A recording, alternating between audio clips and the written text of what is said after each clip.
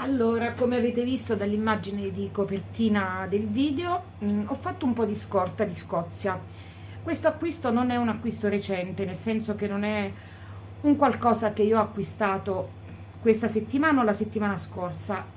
L'ho acquistata prima che arrivasse tutto questo caldo improvviso. Quindi, siccome avevo già provato lo Scozia in altre creazioni, ho voluto prenderne un po' di colori che potessero essere anche abbinabili fra di loro, perché io in inverno, comunque in estate, scusate, anche se è agosto, amo lavorare la lana, quindi io il cotone riesco veramente, cioè lo lavoro con fatica, per cui ho pensato di tenerne un po' in casa, in modo che se mi venisse qualche idea, qualche ispirazione, avrei comunque avuto il filato disponibile, e avrei potuto iniziare subito a lavorare. Vi faccio vedere alcuni colori, non vi so dire effettivamente il colore di riferimento, perché purtroppo per molti ho staccato l'etichetta, la fattura ce l'ho in un altro posto, adesso è dentro a degli scatoloni, e non sono riuscita ad appuntare i colori su ogni etichetta.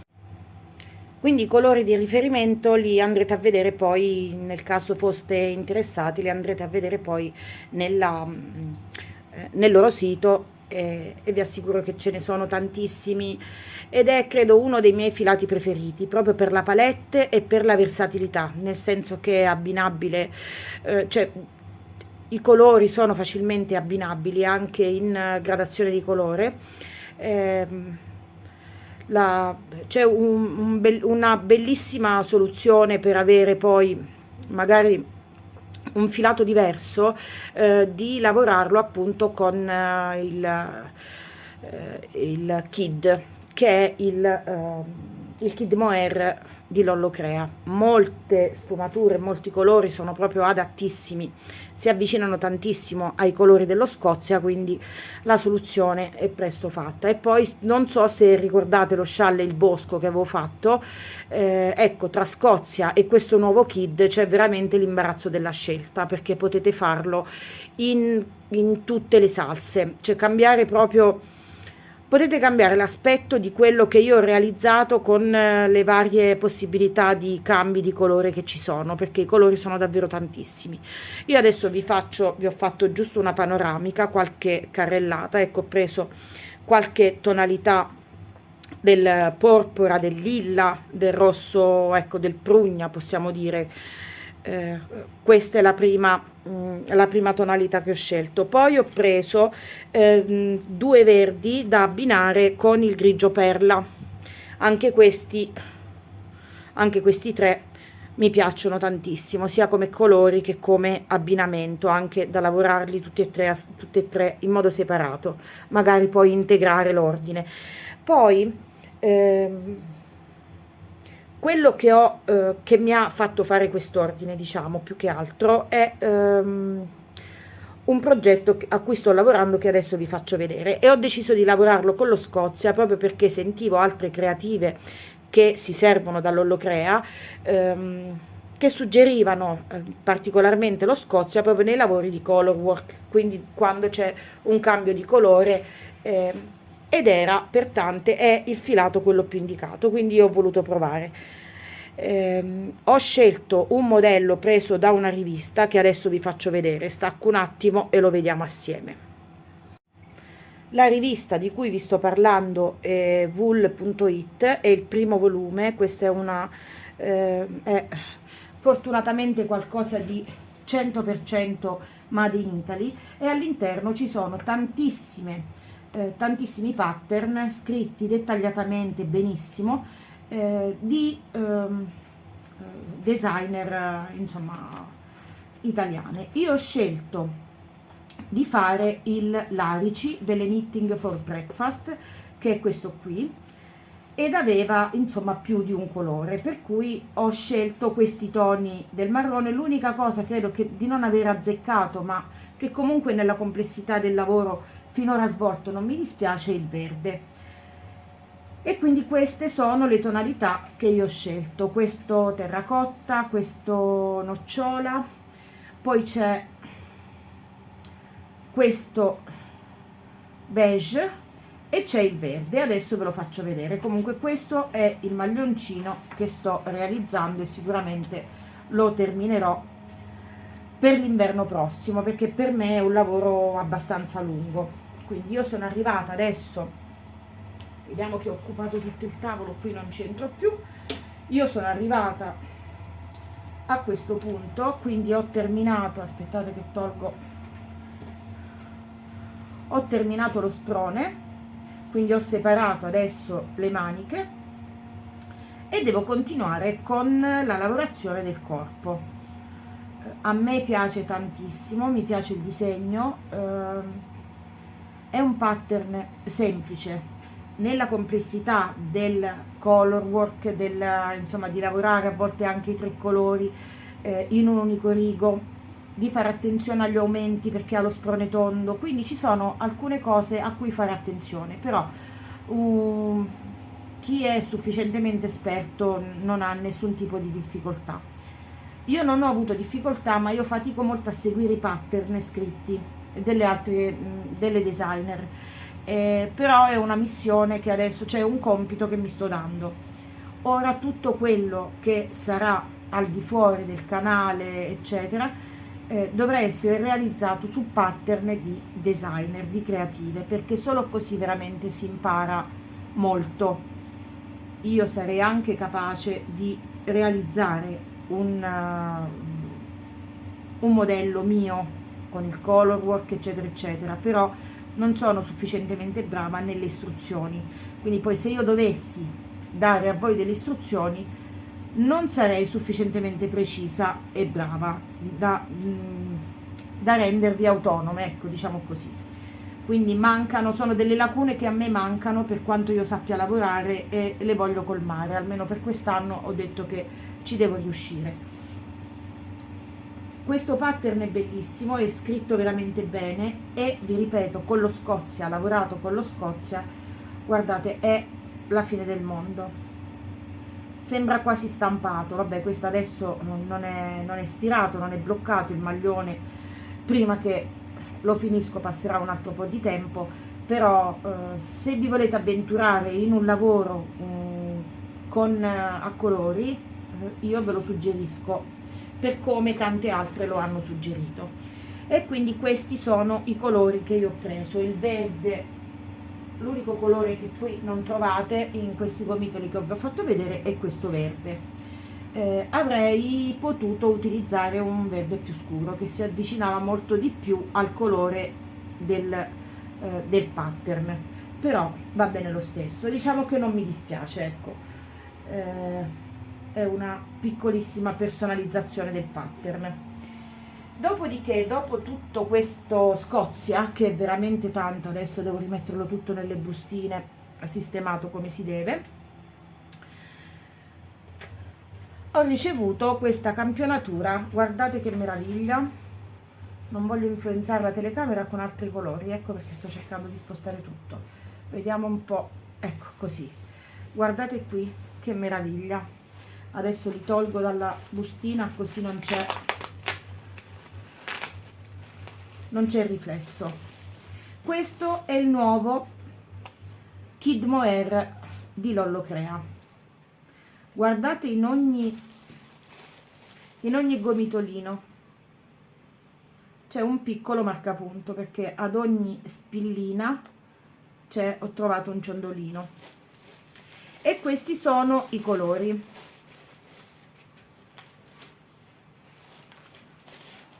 Ecco, spero si vedano meglio adesso. Provo a avvicinarvi appena la telecamera per farvi apprezzare i colori e il filato. Vediamo un po' se si vede qualcosina in più. Guardate che meraviglia questo giallo pulcino è spettacolare, e anche questo giallo, anche questo ocra, ecco, tutti e tre assieme. Già lavorare tutti e tre i fili assieme viene secondo me qualcosa di stupendo. Allora, questo Kid Mohair è 65 Kid Mohair e 35% di nylon. Si lavora con i ferri 2,5-3 o con l'uncinetto numero 3. Allora, per chi vuole replicare lo scialle milk, può tranquillamente prendere questi gomitoli, perché sono da 500 grammi per com'è, da 500 metri, scusate, per com'è il fuffi che io ho utilizzato per realizzare lo scialle. Se voi andate poi e vedete la palette di colori, ce ne sono veramente di meravigliosi. Questa è una piccola parte. L'ho fatto vedere anche in un altro video, ma ora vi faccio vedere anche il nuovo cotone, sempre di Lollocrea, perché non so se quel video andrà prima o dopo di questo. Li sto girando tutti assieme perché purtroppo non ho molto tempo in questo periodo. Ho preso 3 gomitoli del nuovo cotone e si chiama Sweetie. È un cotone al 70% cotone, 25 poliestere e 5% altre fibre. Si lavora con i 4, 4,5, i ferri, l'uncinetto 4,5, 5. Io con questi 3 gomitoli voglio replicare lo scialle milk, che non so se andrà prima o dopo di questo video dove vi sto facendo vedere i filati. Sono dei gomitoli da 250 grammi con un uncinetto numero 5. Secondo me esce, cioè viene fuori uno scialle a crochet, ecco, come quello che io ho fatto vedere, abbastanza traforato e non troppo pesante, perché comunque anche se è cotone, poi quando inizia a far caldo è faticoso anche portare il cotone sulle spalle, almeno in memoria del caldo dello scorso anno.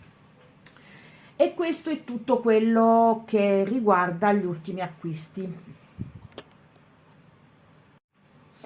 Non vi ho specificato quello che ho acquistato e quello che mi hanno mandato inviato in omaggio. Per me non è un segreto, perché loro sono sempre molto molto carine e gentili nel farmi provare magari cose nuove, sempre accompagnate da un mio ordine, per cui le malelingue, per non dire altro, che pensano che si sponsorizzi solo perché a noi ci arrivano pacchi da poter scartare, da poter lavorare, le vorrei un po' disilludere. Ad ogni mio ordine, e io non devo neppure giustificarmi facendovi vedere le fatture o facendo vedere gli scontrini, ho sempre ricevuto qualcosa in omaggio.